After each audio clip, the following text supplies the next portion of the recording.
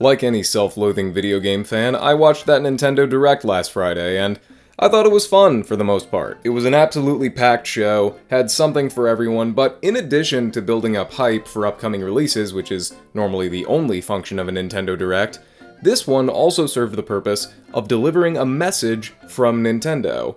And that message is, we're tired of asking, we don't care anymore, give us literally all of your money. That is not an exaggeration, and they're not even trying to hide it anymore. The Super Mario Galaxy bundle, costing a full $70, is just rude for numerous reasons. Firstly, because the games both ended up on the budget Nintendo Selects line on the Wii, allowing customers to pick them up for just 20 bucks a pop. Secondly, because the games also ended up on the Wii U eShop for the same price. And thirdly, because Super Mario 3D All-Stars came out 5 years ago with 3 games instead of 2, and it cost less money. So where the fuck does Nintendo get off on charging $70 for 2 Wii games that have been given a slight facelift? Oh wait, they added a few extra pages to Rosalina's storybook? Oh, well fuck me sideways, that alone is worth $70. Please accept my humble apology for ever doubting you, Nintendo. Then on top of that, you have the worst video game title that has yet been conceived, Super Mario Bros. Wonder Nintendo Switch 2 Edition plus Meetup in Bella Bell Park. Guys, you have got to work on these titles. This is glorified DLC that could 100% easily run on Switch 1, but no, it'll be a Switch 2 exclusive.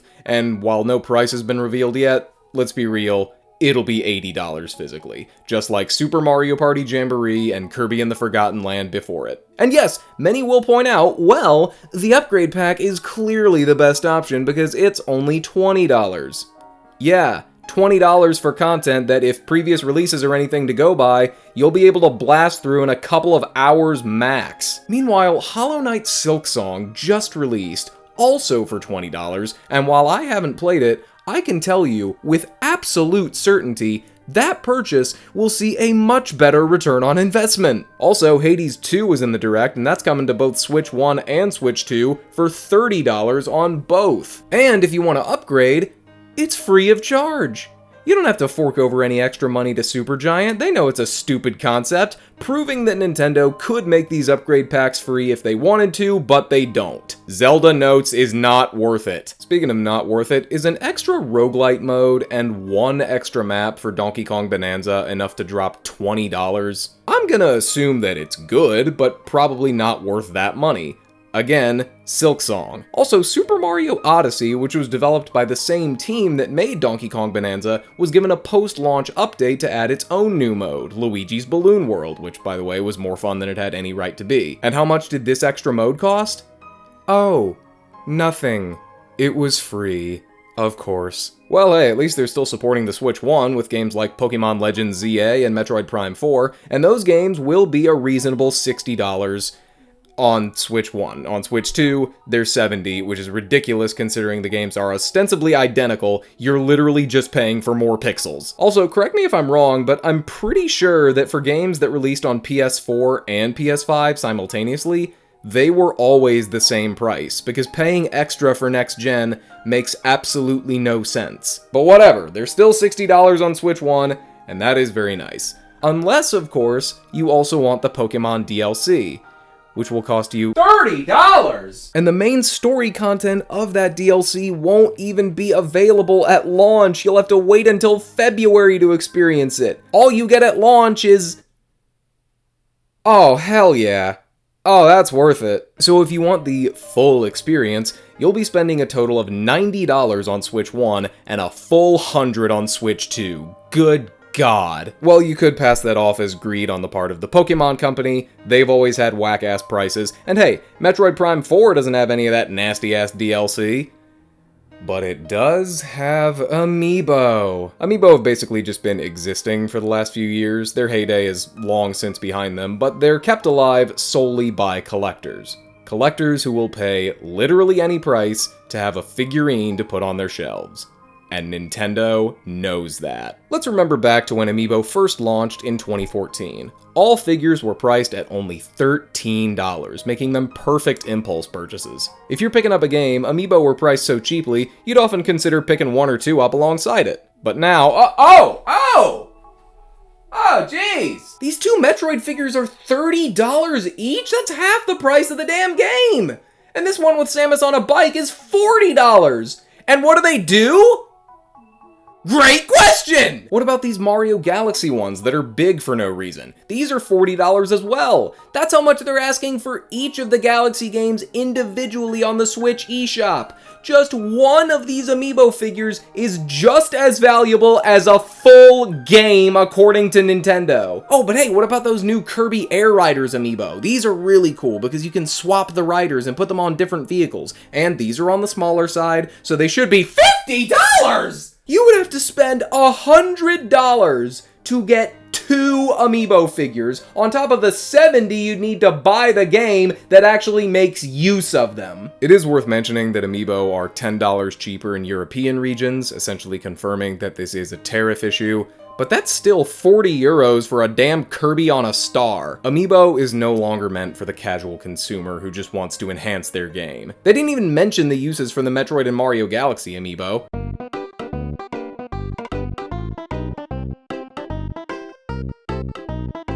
They are purely meant for collectors, and Nintendo collectors are a special breed. You know how I know that? Because some of you are actually gonna buy this. Now, admittedly, I am kind of mixed on this, because on one hand, this is the kind of preservation that I like to see. Not just the good, but the flawed too. I like to see every part of gaming history showcased. So this is very cool for the few people who care. On the other hand, fuck you. This is a plastic fucking shell that is required to play Virtual Boy games on Switch. Never mind the fact that they literally show 2D footage perfectly displayed, or the fact that fan emulators make it possible to play these games in 2D already, so it easily can be done. No, forget that. Shove your whole head in this. If this were just an option for players wanting to go the extra mile for authenticity, then I could accept that. I mean, that's what all the other special replica controllers offered through NSO are for. But the fact that you are requiring people to purchase a plastic shell replica to shove their Switch into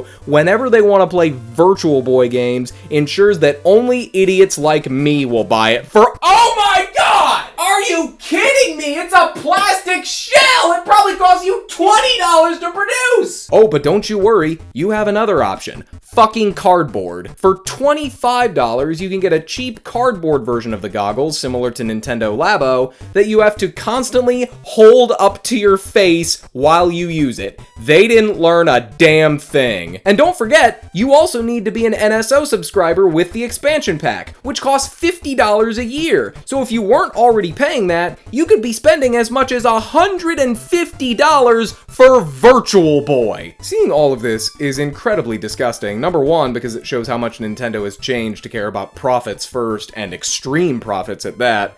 And number two, because I know that Nintendo fans will gobble all this up and still buy it anyway. Look, I'm not going to sugarcoat this. Nintendo has entered the era of unabashed, unashamed greed. And the worst part is, they're going to get away with it. Because we're all a bunch of schmucks who can't say no to a box with a red and white logo on it. I'm not foolish enough to call for a boycott, although I respect those who have engaged in their own, but I know that there won't be nearly enough people to participate in something like that to deliver any sort of impactful message to Nintendo. They know the power they have. And they know the stranglehold they have on their fans, the Disney adults of gaming. People will see these unbelievable prices and unchecked greed on full display shoved right in their faces, they'll know full well what it is, and they'll still buy it anyway, because they gotta have that new Mario, they gotta have those amiibo figures, they gotta catch them all. And to be clear, I'm not saying that I'm any better or different. I already promised a friend that I was gonna pick up Pokemon Legends ZA. I buy stupid Nintendo shit all the time, but I used to be able to buy stupid Nintendo shit and not have to feel physical pain in my wallet. You remember when Nintendo used to be affordable? Remember when they used to be friendly with their fans? Under the leadership of Satoru Iwata and Reggie Fils-Aimé, game prices dropped when enough copies were sold. Console prices were slashed when it was clear they had been priced too high, and fun and accessibility were prioritized above all else. But ever since Iwata passed away and Reggie retired, there's been a noticeable shift. More DLC, more microtransactions, more re-releases of old titles at full price, because profits must always go up. Nintendo used to be accessible to nearly everyone in the gaming sphere. They were the budget option, allowing more people to jump on. But now, Switch 2 sits at a premium price. All of its accessories are more expensive than the previous gen, and Nintendo wants you to spend more. And it hurts all the more because they clearly still have the magic. They still know how to make good games. Donkey Kong Bonanza looks amazing. I can't wait to play the new Tomodachi Life. But seeing all these prices, I don't know, man. Many have been priced out and simply can't afford these games anymore. And Nintendo doesn't seem to care, because they have enough loyalists who will support them for years to come, no matter what they do. The Switch 2 looks great. I'm sure it's fun, but after this Direct, I think I'm good. I don't think I want a Switch 2. Because if I buy one, I'll be sending a message that, oh yeah, I'm fine with all this. I'll complain, but I'll consume. And I don't want to do that. The Switch 2 has done well, and it'll probably continue to do well, but I just don't want to support it if this is the kind of thing we can expect in the future. I'll keep buying stuff on Switch 1. I already have it. It works great, but for me, playing on it and buying new stuff for it kind of feels gross now, because I'm still supporting this greedy company that seems to have lost sight of itself. And that feeling really sucks.